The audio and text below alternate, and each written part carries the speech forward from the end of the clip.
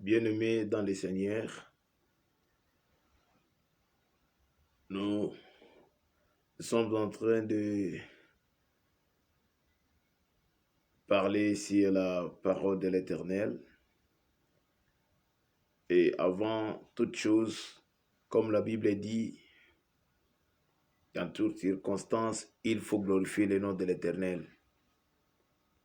Je glorifie le nom de l'Éternel parce que nous sommes sous la protection du Très-Haut.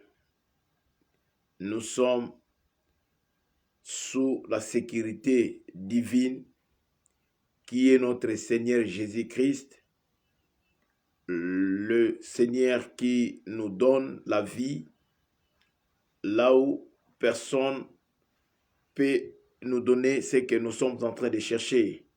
Car la Bible est claire de nous expliquer que la vie, c'est Dieu.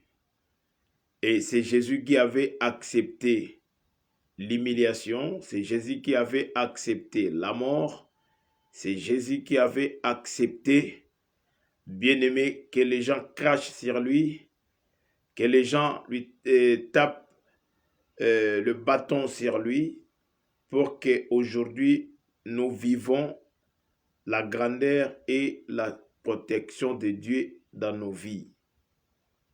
Et je bénis encore une fois de plus le nom de l'Éternel, parce que la Bible dit, sans Jésus, nous ne pouvons rien faire. Mais avec Dieu, nous ferons des exploits. Pour que tu réussisses dans ta vie, ce que tu dois faire, tu dois toujours associer Dieu dans tout ce que tu dois faire pour attirer la victoire et attirer la bénédiction. Parce que c'est lui, Jésus, qui doit être notre soubassement. C'est lui, Jésus, qui doit être notre guide. C'est lui, Jésus, qui va être notre référence.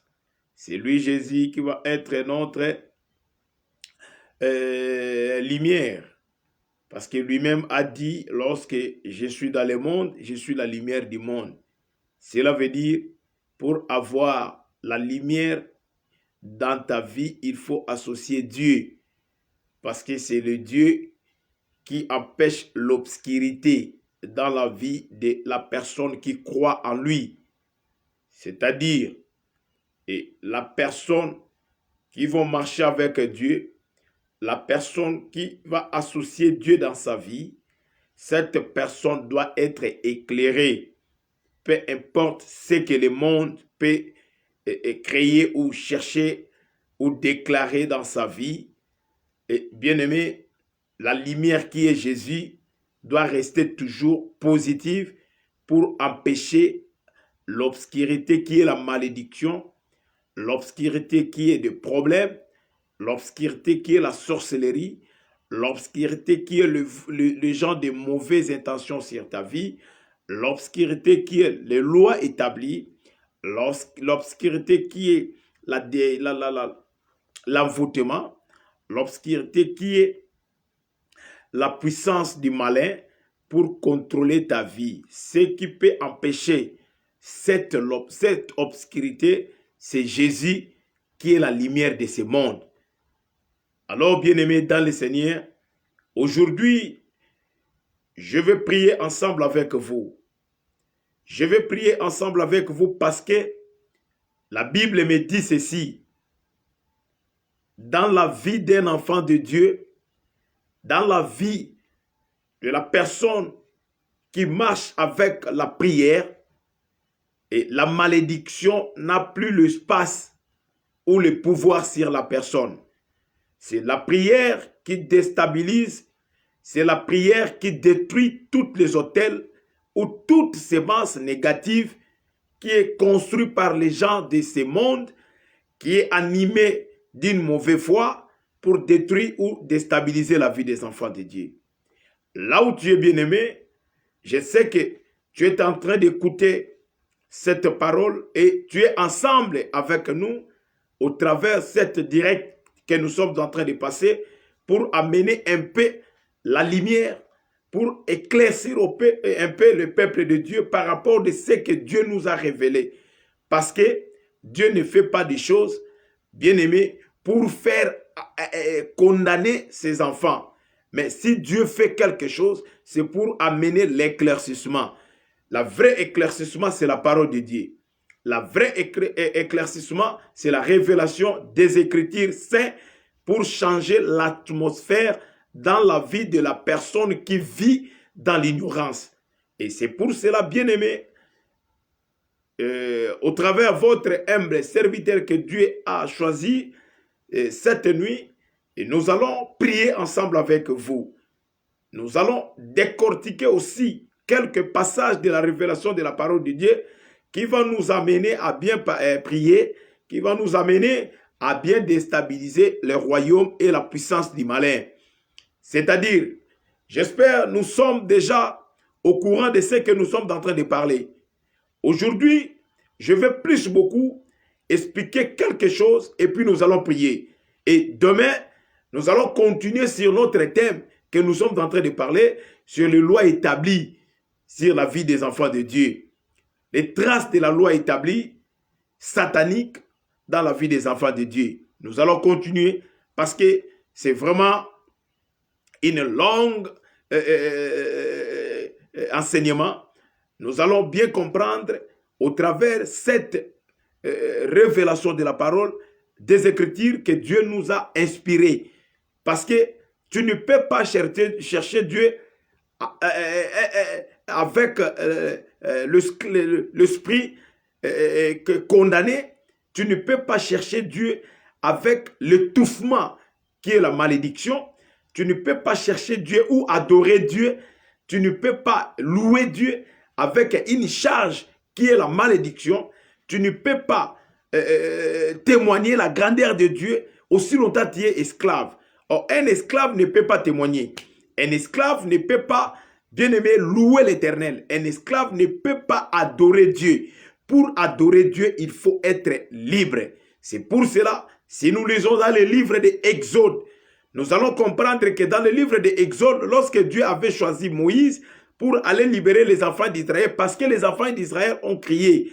Pourquoi les enfants d'Israël criaient vers l'Éternel? Parce que les enfants d'Israël avaient compris que nous sommes en train de faire tout ce que nous sommes en train de faire, mais rien ne change et rien ne marche. Alors c'est mieux de bien implorer la miséricorde de Dieu. C'est mieux de bien chercher l'intervention divine de Dieu pour que Dieu change ce que nous sommes en train de vivre. Parce que beaucoup de gens, bien aimés, il y a l'ignorance qui emballe leurs pensées, il y a l'ignorance qui empêche aussi que les gens comprennent la lumière de la parole de Dieu dans sa vie. Parce qu'il est il est véhiculé, parce qu'il a construit des maisons, parce qu'il est marié, parce qu'il vit dans des conditions comme il faut, mais il oublie que la Bible dit tout passera. Mais ton âme doit raconter l'Éternel si tu as marché dans la droiture de la révélation et l'obéissance de la parole de Dieu. C'est pour cela, je t'encourage et j'encourage la personne qui prie Dieu avec conscience. Parce que beaucoup de gens partent à l'église, beaucoup de gens chantent à l'église, mais leur vie est toujours la même. Leur vie, il n'y a pas vraiment la liberté. Oh, la liberté doit pousser la personne pour réaliser ce qu'il peut réaliser, mais avec la paix. Parce que Jésus a dit, je suis le prince de la paix. Bien-aimé, tu ne peux pas dormir en paix si tu manques Jésus dans ta vie. Parce qu'il y a beaucoup de gens aujourd'hui, il a tout, bien-aimé, mais pour qu'il dort, il prend les médicaments. Il y a beaucoup de gens, bien-aimés, il y a beaucoup de moyens, mais pour qu'il dort, il faut qu'on le pique quelque chose pour que son esprit soit apaisé, afin que le produit qu'il a pris l'amène dans la profondeur du sommeil. Mais celui qui dort, celui qui va dormir en paix, c'est celui qui marche et c'est celui qui vit ensemble avec Jésus. Parce que Jésus la Bible dit, Dieu est en train de former des projets de bonheur et non de malheur lorsque nous sommes dans la profondeur du sommeil. Vous comprenez? Car Dieu a créé la nuit. La nuit, c'était juste pour que les enfants de Dieu dorment, se reposent. La nuit, Dieu a créé pour que tu commences à être dans le repos. Alors, c'est pour cela, bien aimé, la personne qui est saisie par un mauvais esprit ne peut pas dormir en paix. Or, ces moments ici, nous allons prier ensemble avec vous. Et nous allons décortiquer aussi des choses qui vont nous amener à bien prier pour que cette nuit soit paisible. J'espère nous sommes ensemble. Nous sommes ensemble et pourquoi je dis cela? Parce que nous sommes en train de comprendre ce que Dieu est en train de nous expliquer.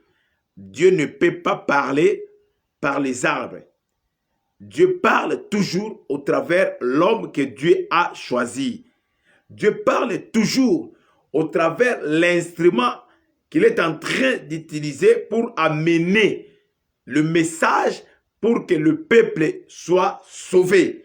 C'est pour cela, si vous lisez la Bible dans le livre des Actes chapitre 9, vous allez comprendre qu'il y avait un homme au nom de Saul.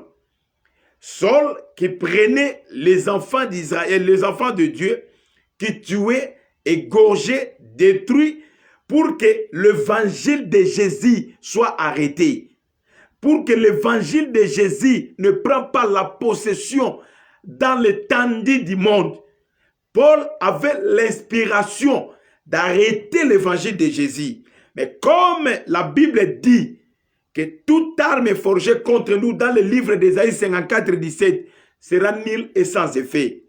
Paul avait demandé l'autorisation, c'est le souverain sacrificateur, pour aller chercher le partisan qui parlait de Jésus, pour arrêter leur mission afin que le nom de Jésus soit limité et soit arrêté. Maintenant, écoutez la suite. Lorsque Paul prenait l'autorisation, il a commencé sa vision, sa façon qu'il avait pensé d'aller tuer. Or, lorsque Paul prenait l'autorisation, Dieu le voyait. Lorsque Paul faisait la marche pour aller chercher les gens qui parlaient de Jésus, le Dieu voyait Paul. Tout ce que Paul faisait, ce n'était pas oublié dans le pensée ou dans les yeux de l'Éternel. Mais la Bible dit chaque chose a son temps. Dieu ne peut pas laisser ses enfants dans l'obscurité. Dieu ne peut pas laisser ses enfants dans l'esclavagisme. Dieu ne peut pas laisser ses enfants qui cherchent Dieu dans la profondeur de leur cœur, dans la droiture de la parole sainte, des Écritures, dans la souffrance. Non. Quand Dieu laisse les choses, c'est pas que Dieu est devenu incapable. Mais Dieu cherche toujours que son nom soit glorifié.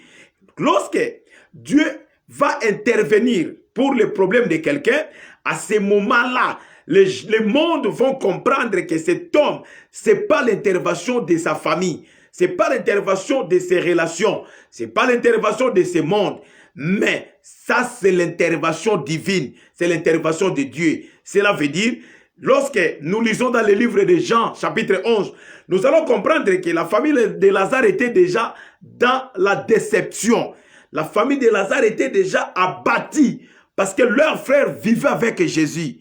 Mais lorsque Lazare était mort, la famille de Lazare pleurait comme tout le monde parce que c'était la séparation pour du bon. Ils ne savaient même pas que Jésus avait déjà prophétisé pour la vie de Lazare, que cette maladie n'est pas pour la mort, mais c'est pour la gloire de l'Éternel. Écoutez ce que je peux te dire avant de prier. Lorsque Saul est parti pour chercher les partisans de la bonne nouvelle, il est en train d'aller pour empêcher l'évangile de Jésus. La Bible dit, tout à coup, Paul a vu une forte lumière. Emballer leur vie, Paul est tombé. Cette lumière, c'est Jésus, que je vous avais parlé déjà avant, que Jésus avait dit ceci. Lorsque je suis dans le monde, je suis la lumière du monde. Cela veut dire quoi? Là où il y a l'obscurité de la sorcellerie de votre famille, lorsque la présence la présence de Dieu vient pour ton intervention, l'obscurité va disparaître. La lumière qui est Jésus va prendre la possession pour sécuriser le périmètre, pour sécuriser tout autour de ta vie, là où il y a l'obscurité de la sorcellerie, pour ne pas atteindre ta vie. Vous comprenez, bien aimé? J'espère la personne qui peut prier ensemble avec Dieu, c'est la personne qui a compris les Écritures. Parce que si tu n'as pas compris les Écritures, tu vas prier comme un perroquet. Donc, tu chantes inutilement sans conscience. Maintenant, la prière qui est basée avec la profondeur de la parole de l'Éternel doit amener la lumière, et cette lumière va être visible devant tout le monde. Et les gens vont comprendre que cet homme ou cette femme, il a rencontré ou elle a rencontré vraiment un Dieu vrai. Et parce que sa vie n'est pas comme auparavant. Il a la transformation des miracles de l'Éternel dans sa vie. Parce que lorsque nous sommes en train de chercher Dieu, nos vies doivent changer. Nos vies doivent être dans la lumière, même de loin. S'il y a une forte lumière à côté de toi, les gens vont comprendre que cet homme n'est pas comme auparavant. Donc il y a quelque chose qui est de nouveau, qui se manifeste, qui se présente dans la vie de cet homme. C'est pour cela que j'encourage la personne qui cherche Dieu. Moi, j'encourage la personne qui a l'esprit de prier pour déstabiliser les choses que le monde a instaurées dans leur vie. Parce que beaucoup de gens, il y a la puissance de la sorcellerie, jusqu'à présent, il est en train de diriger leur vie. Beaucoup de gens, il y a la puissance du malin, jusqu'à présent, il est en train de surveiller sa vie. Malgré Dieu est en train de partir, de chanter, de faire quelque chose à l'église, mais en réalité, il y a quelque chose qui te réclame afin que les choses ne marchent pas comme il faut dans ta vie. Dieu soit loué, Dieu soit béni. Parce que, bien aimé, la lumière, c'est la parole de Dieu. La parole de Dieu, c'est Dieu. Lorsque la personne reçoit, accepte la parole de Dieu dans sa vie, il accepte Dieu. Or, la personne qui accepte Dieu, donc tu ne peux pas être comme tout le monde. Tu dois étonner les gens qui sont tout autour de ta vie. Tu dois étonner les gens qui vivent à côté de toi, même dans votre périmètre de la famille. La personne qui vit avec Jésus ne peut pas être esclave parce que la puissance qui est en nous, c'est la puissance de vaincre la puissance du malin. Parce que la Bible déclare, nous sommes en train de combattre et non pour chercher la victoire, mais nous combattre dans la victoire. Donc, la personne qui vit dans la victoire, sa vie doit refléter la gloire de Dieu pour que le monde comprenne que cet homme est vraiment réel, l'enfant de Dieu ou un serviteur de Dieu, ou il est visité par Dieu, le Créateur, celui qui a donné la révélation de la vie éternelle. Saul est parti. Saul est parti. Il a commencé à réaliser sa vision. Mais la Bible dit qu'il a rencontré une forte lumière. Lorsque Saul est tombé, avant que son nom soit transformé, il était d'abord Saul. Donc, c'est l'image de la destruction. Le nom de Saul représente la malédiction. Combien de gens aujourd'hui, ils portent le nom qui attire la malédiction dans sa vie? Combien de gens ils portent le nom de la personne qui vivait avec la sorcellerie et de la personne qui vivait avec l'esprit de l'impudicité?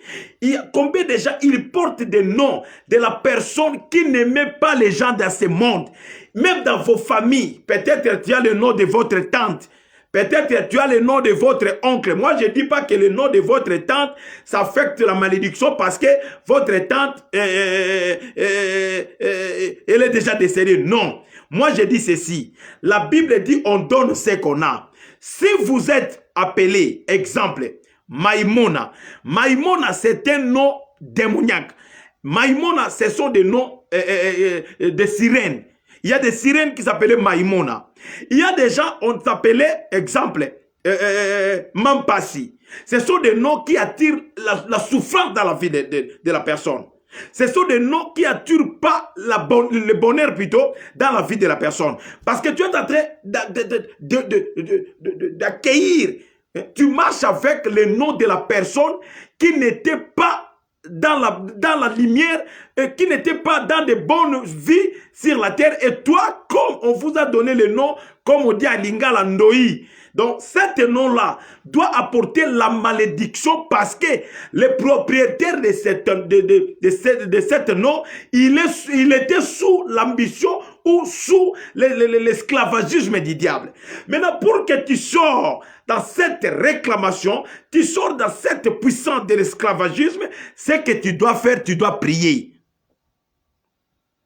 Tu dois prier. Le chemin ou la solution que j'apporte auprès de vous, il ne faut pas bien aimer négliger des choses. Il faut maintenant comprendre, il faut avoir l'esprit de l'aigle, l'esprit supérieur pour comprendre maintenant ce qui se passe. Il faut avoir la révélation de ce qui se passe dans ta vie. Comment depuis que tu es là, les choses ne marchent pas, tu dis que non, c'est un temps. Non, ça c'est un temps. Je sais que Dieu va me visiter. Oui, Dieu peut te visiter, ce n'est pas un problème. Mais pour que Dieu te visite, il faut avoir la vie de prière. Il faut implorer la miséricorde de Dieu. Parce que les enfants d'Israël vivaient, mangeaient, mettaient au monde. Mais ils étaient sous la puissance de l'esclavagisme dans les territoires du Pharaon. Que Dieu vous bénisse. Lorsque Saul est tombé, du coup, les yeux de Saul est devenu foutu. Il a perdu la vie. Les yeux, c'est la vie. Il a perdu la vie. La personne qui n'a pas les yeux, tu ne peux même pas tu n'as même pas le temps de faire le choix des habits que tu peux te porter. Tu n'as même pas le temps de faire le choix même de la nourriture que tu es en train de manger. Tu n'as même pas le temps de sécuriser même les draps que tu es en train de couvrir. De te couvrir plutôt. Tu n'as même pas le temps de faire plutôt, tu n'as pas même le temps de regarder ton environnement. On peut te donner la malédiction parce que tu n'as pas les yeux. Oh, la personne qui peut ouvrir les yeux de l'homme, c'est Dieu. Pour comment Dieu peut ouvrir les yeux de l'homme lorsque tu vas chercher l'intervention de Dieu. Car la Bible dit, invoque-moi, je te répondrai. Et je t'annoncerai des choses cachées que tu ne connais pas. Au jour de la détresse, je te délivrerai et toi, tu me glorifieras. Donc la personne qui vit dans l'esclavagisme, il est un aveugle. Gloire soit rendue au Seigneur. Saul est tombé. Lorsque Saul est tombé, il a entendu. Parce que les oreilles n'ont pas les yeux. Les oreilles est en train de faire son travail d'écouter. Pour donner le cerveau la facilité de capter ce que les oreilles ont écouté. Et le cerveau donne maintenant la possibilité il est en train maintenant de communiquer sa communication. Il donne la bouche, la capacité pour dégager ce que le cerveau a déjà encaissé par rapport à ce que les oreilles avaient entendu. C'est pour cela, la Bible dit, la foi vient de ce qu'on attend. Et ce qu'on attend vient de la parole de Dieu.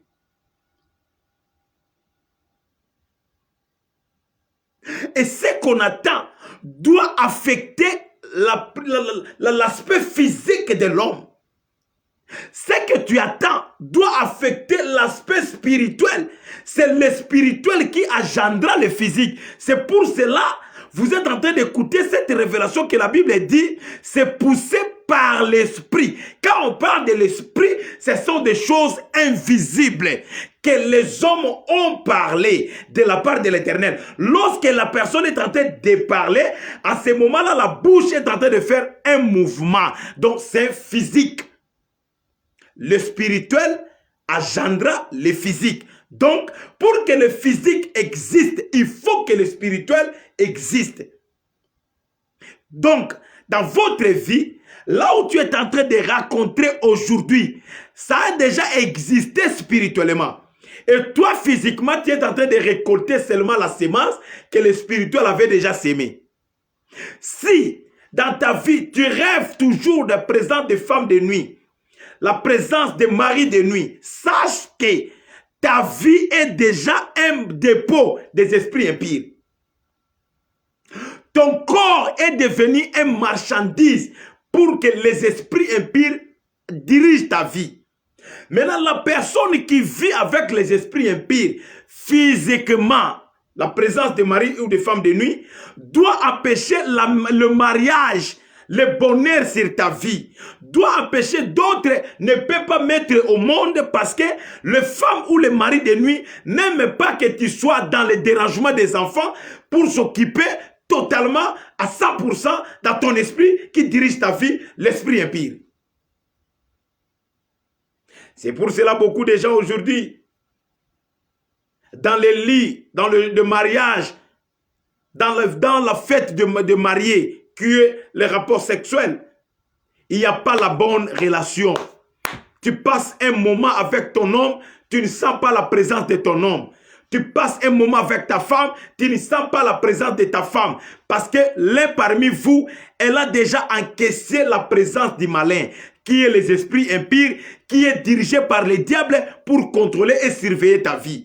Or, cette personne qui vit avec les femmes ou les maris de nuit, il est devenu l'esclave. Donc, cela veut dire la loi de la malédiction ou la loi de malédiction, de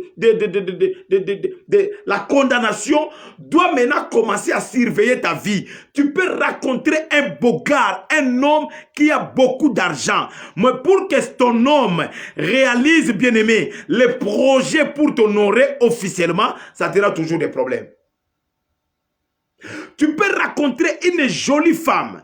Bien aimé, pour arriver à ce point, pour réaliser ce que vous pouvez réaliser comme vos projets, à ce moment-là, il y aura toujours des problèmes parce que les esprits qui contrôlent ta vie ne peuvent pas donner l'occasion pour que ta vie vive les merveilles de l'Éternel dans ta vie. Je suis en train de dire à quelqu'un maintenant, vous êtes en train d'écouter la révélation.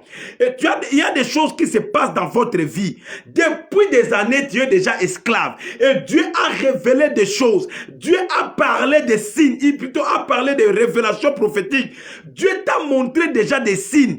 Mais comme tu es dans l'ignorance, il n'y a pas la lumière de l'Éternel dans toi, en toi plutôt, il n'y a pas la révélation de la parole de Dieu en toi, il y a toujours des systèmes négatifs. Rien ne bouge, rien ne marche. Tu es devenu le marchandise, comme on dit à Lingala, donc un homme vient aujourd'hui, il part. L'autre vient, il part. L'autre vient, il part. Donc tu es devenu comme un marchandise. On a exposé afin que les mouches restent devant le marchandise que les clients ne peuvent pas acheter. Mais tu es la première personne d'aller à l'église pour dire, pasteur, je suis fatigué de cette vie. Moi, j'ai déjà beaucoup prié, pasteur. J'ai commencé à Dieu à bas âge. Chez nous, dans notre famille, nous avons commencé à servir Dieu depuis que nous sommes bébés. Et à l'âge de 5 ans déjà, moi j'ai chanté pour Dieu. À l'âge de ça, moi j'ai fait ça à l'église. Mais depuis que tu as fait ça, quel est le bénéfice que tu as bénéficié? Oh, les personnes qui va vivre la grandeur de l'Éternel dans sa vie, c'est la personne qui est délivrée totalement. Tu ne peux pas servir Dieu en faisant des choses extra pour la gloire de l'Éternel dans la malédiction. La malédiction réclame quelqu'un jusqu'aux 4e génération. Tu peux sacrifier ta famille, ta descendance à cause de ce que tu as déjà fait. tu n'as jamais dévoilé devant les hommes de Dieu. Tu n'as jamais dévoilé devant Dieu. Mais quand tu pries à l'église, tu commences à pleurer. Seigneur, pourquoi moi? Qu'est-ce que moi j'ai fait? Seigneur, pourquoi les choses ne marchent pas? Moi, qu'est-ce que j'ai fait? Qu'est-ce que tu as fait? Tu n'as pas dénoncé. Tu n'as pas dénoncé. Les enfants d'Israël ont crié à l'Éternel. Dieu a écouté. Il a entendu la voix, les cris poussés par les enfants d'Israël. Parce que les enfants d'Israël criaient dans le cœur et non dans la bouche. Toi, tu pars à l'église, tu commences à faire des choses pour que tout le monde te voie. Ça, ce n'est pas la bonne marche d'un enfant de Dieu. Un enfant de Dieu doit gérer d'abord son intimité avec Dieu. En cachant sa vie de l'orgueil, en dénonçant ce qu'il a fait du mal dans sa vie pour attirer la bénédiction et la délivrance dans la profondeur de sa vie, dans le cœur et non dans la bouche. Tu sais comment Dieu a détruit beaucoup de mariages? Tu sais comment Dieu a détruit beaucoup dans la vie de beaucoup des enfants de Dieu? Tu t'appelles chrétien. Tu es chrétienne, oui, merci. Je n'en disconviens pas. Parce que tout le monde aujourd'hui, moi je suis chrétien. Moi je suis chrétien. Mais depuis qu'il est chrétien, il n'a même pas eu le temps d'être baptisé.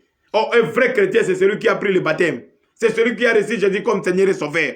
Mais toi, depuis que tu es à l'église, tu étais à l'église par l'influence de tes amis. Tu ne pars pas à l'église parce que tu donnes ta vie en Christ. Mais tu pars à l'église par l'influence. Parce que tu as porté les talons, tu as porté les Weston ou quelques chaussures là, je ne sais pas comment on s'appelle. Et de belles vestes, de belles cravates, de belles robes, de belles jupes. Tu pars à l'église aujourd'hui. Je vais aller au moment de l'offrande. Je vais aller donner l'offrande. On va voir maintenant comment je me suis habillé. Bien-aimé, là c'est la sorcellerie. Répands-toi. C'est la sorcellerie. C'est la sorcellerie, je dis bien. La sorcellerie, c'est la spiritualité. On combat la spiritualité par la spiritualité. On combat le diable par la prière. On combat pas la malédiction par des paroles inutiles. Tu peux donner l'offrande à l'église, mais tu es sous la malédiction. Tu peux donner l'offrande, tu peux prendre même le soin des pasteurs. Tu commences à nourrir la maison des pasteurs. Tu commences à acheter les habits pour les pasteurs, mais tu es sous la malédiction. Et j'encourage quelqu'un qui comprend ce message. Écoutez, beaucoup de gens qui sont tout près des hommes de Dieu, s'ils ne font pas l'attention, leur vie ne peut pas changer. Et leur vie restera toujours les mêmes. Parce que, non, ça c'est mon ami. Hein?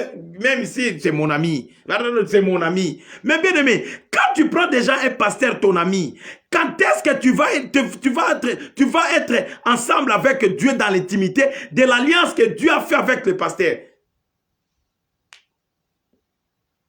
Quand j'ai lu la Bible, j'avais compris que il y a d'autres personnes qui doivent servir Dieu au travers les autres. Tout le monde ne peut pas être leader. Tout le monde ne peut pas être ministre de Dieu. Tu peux être serviteur de Dieu, mais sous la vision de la personne que Dieu a établi comme le gens qui vont amener les gens vers la droiture de la révélation de Dieu. Lisons la Bible, tu vas comprendre que Josué, la Bible dit à Josué, maintenant mon serviteur Moïse est mort, lève-toi. Prends courage. Donc, Moïse servait l'Éternel, mais sous la vision de Moïse. Plutôt Josué, sous la vision de Moïse. Josué n'a pas servi Dieu à l'orgueil devant Moïse. Peu importe la grâce que tu peux avoir, peu importe le moyen que Dieu t'a donné. Mais si Dieu a donné l'onction à la personne que Dieu a placée devant vous, il faut respecter cette personne. C'est pour cela beaucoup des hommes de Dieu, beaucoup des enfants de Dieu, il est sous la malédiction. Cherchez la délivrance, mes bien-aimés. Je vous prêche cette révélation. Je vous exhorte, bien-aimés, avec un cœur pur, avec la douceur, pour vous amener dans la droiture de la pensée de Dieu, pour attirer la délivrance totale. C'est moi qui donne. Tu sais, hein, le pasteur, cette veste qu'il a portée, c'est moi qui avais acheté. Et après, si tu donnes un pasteur quelque chose, tu commences à faire le campagne d'évangélisation. Toi, tu crois que cette méthode-là doit t'amener dans le royaume des cieux?